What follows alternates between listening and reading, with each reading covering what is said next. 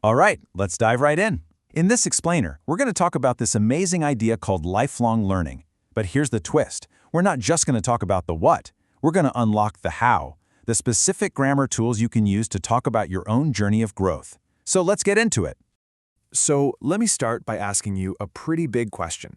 When does education really end? I mean, is it when you toss your cap in the air at graduation? Or what if that's actually just the beginning? And that's exactly where this idea of lifelong learning comes in. It's this powerful concept that our education isn't a race with a finish line. Nope, it's a journey that lasts our entire lives, a continuous process of picking up new skills and knowledge, way beyond just getting a degree. Okay, so why is this mindset so important? I mean, why should we keep learning? Let's take a look at some of the real, tangible benefits of becoming a lifelong learner. The benefits here are incredibly practical. We're talking about things that affect your everyday life. Science actually shows that learning new things improves your memory and literally keeps your brain active and healthy. And on the professional side, it's all about staying relevant. The world is changing fast, right? Well, new skills help you adapt and create way more opportunities for your career. So let's say we're all fired up to keep learning. That's great. But how do we actually talk about it? Well, the text that inspired this whole thing doesn't just give us ideas. It actually gives us the grammatical tools we need to express them. I want you to think of these grammar points as power-ups for your communication skills. Seriously, we're about to break down 4 simple but really powerful tools that will help you talk about your own learning journey with so much more confidence. Our first tool is all about how we describe activities. How do you take an action, a verb, like watch or listen, and turn it into the main subject of your sentence? Check out this example right from our source text. See how watching and listening are basically the stars of the show here? They're not just things someone is doing, they are the activities themselves that are making progress possible. So what's this magic called? It's a gerund. A gerund is what you get when you take a verb, you add ing to the end of it, and you use it like a noun. So the action of watching becomes the thing called watching. Pretty cool, right? So, here's the big takeaway. Using gerunds as subjects makes your English just flow so much better. It sounds more natural. Instead of a clunky sentence like, to watch videos is good, you can say, watching videos is good.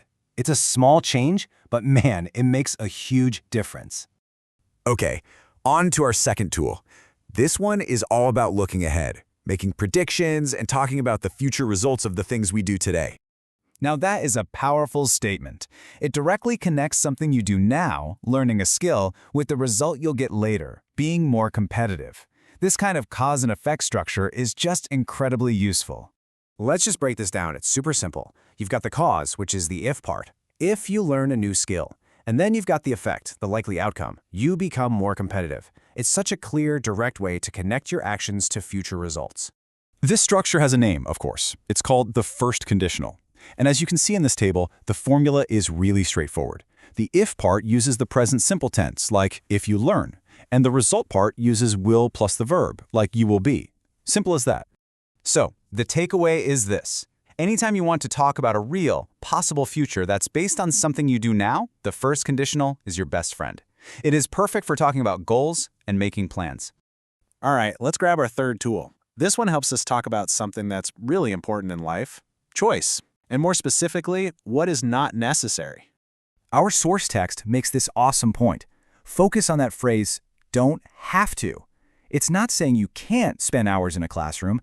It's saying it's not a requirement. It's just one option among many.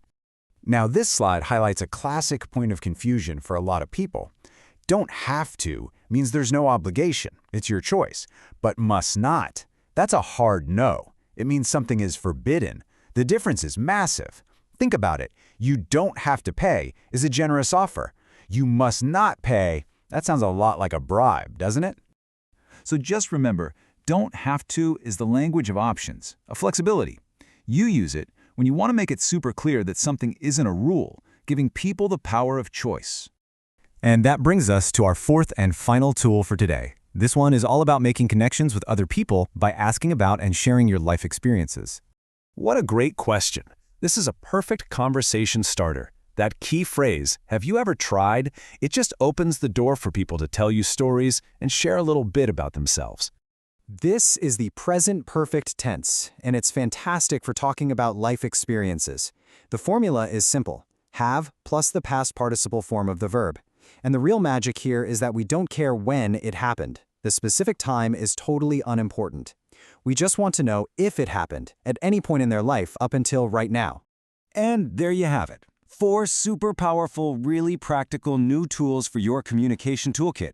You can now describe learning activities, predict what will happen because of them, explain choices and flexibility, and ask people about their life experiences. You know, we started this whole thing by defining lifelong learning, and we've ended by giving you the actual language to go out and live it.